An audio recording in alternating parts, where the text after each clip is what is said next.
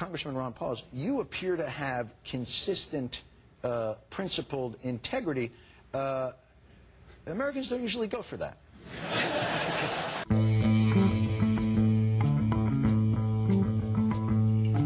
How are you going to stand out tonight? Well, I guess just telling the truth like I did last time.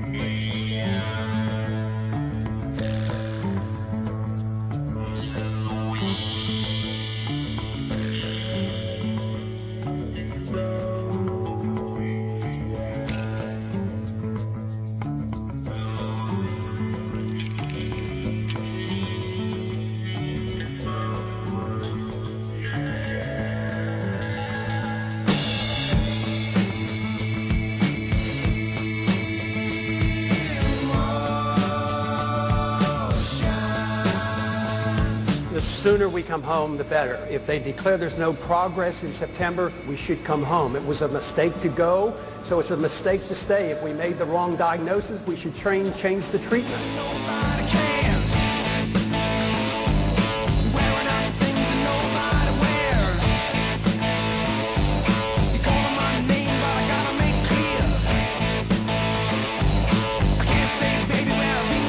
The biggest incentive for them to take upon themselves the responsibility is just for us to leave. We don't need to lose 100 men and women every month who want it done. You want them to take over, you've got to give them an incentive. So I think we should immediately stop patrolling the streets. That's a policeman's job. It's not the work of the Army.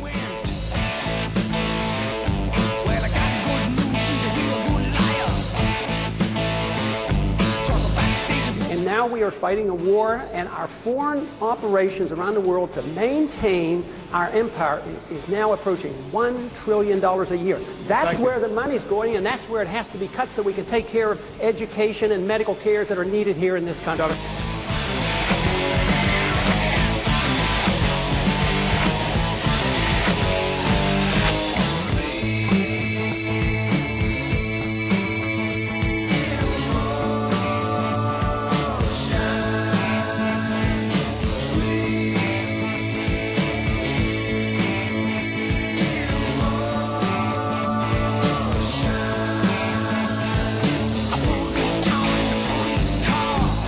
I mean, we've got a pretty good economy going there, right? I mean, we've got productivity soaring. We've got retail sales that are strong. We've got corporate earnings that, for what, the 19th quarter are up double-digit. That's nice, but when you have to borrow, my personal finances would be very good if I borrowed $1 million every month, but someday the bills will become due.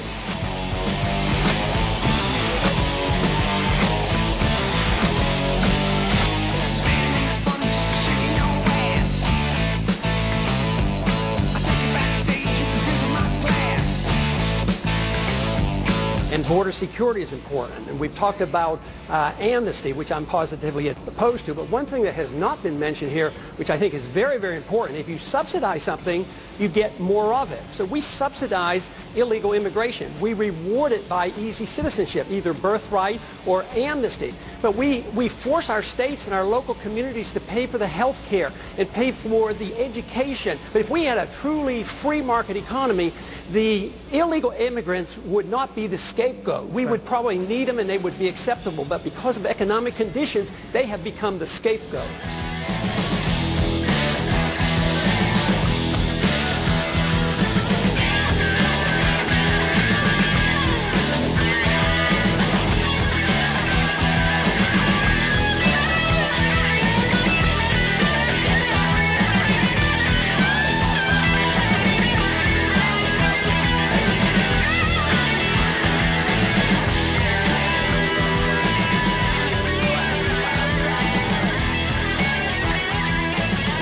Congressman Paul, what's the most pressing moral issue in the United States right now?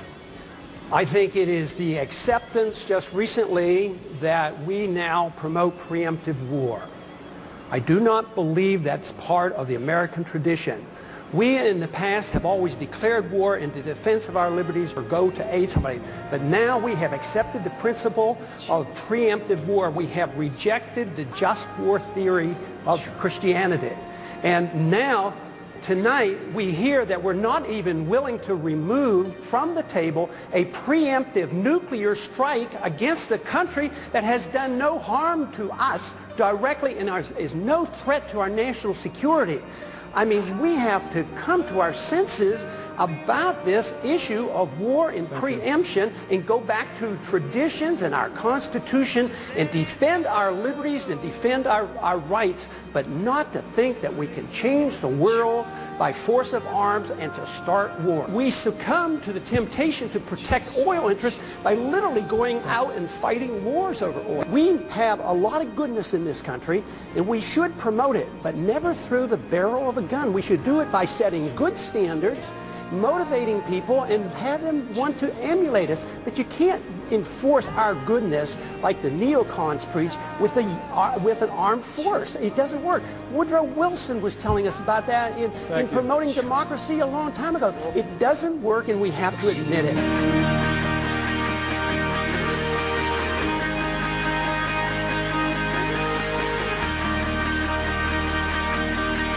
That we just don't need more laws determining religious things or prayer in school. We should allow people at the local level. That's what the Constitution tells us. We don't need somebody in Washington telling us what we can do because we don't have perfect knowledge.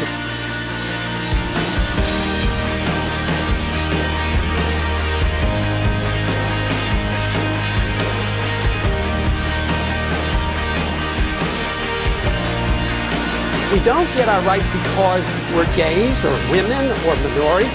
We get our rights from our Creator as individuals. So every individual should be treated the same way.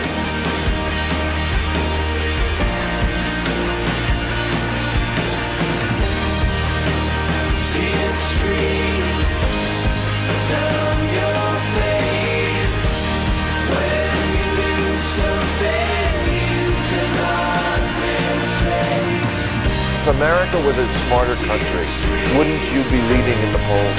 I would introduce this novel idea that we ought to follow the Constitution. There are still a few Americans that believe in it. A humble foreign policy, no nation building, don't police the world. The purpose of government is to protect the secrecy and the privacy of all individuals, not the secrecy of government.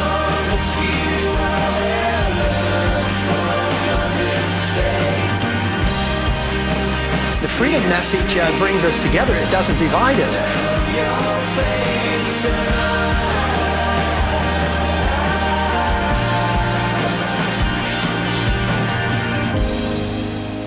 Lights will guide you home and ignite your bones, and I will try to fix you.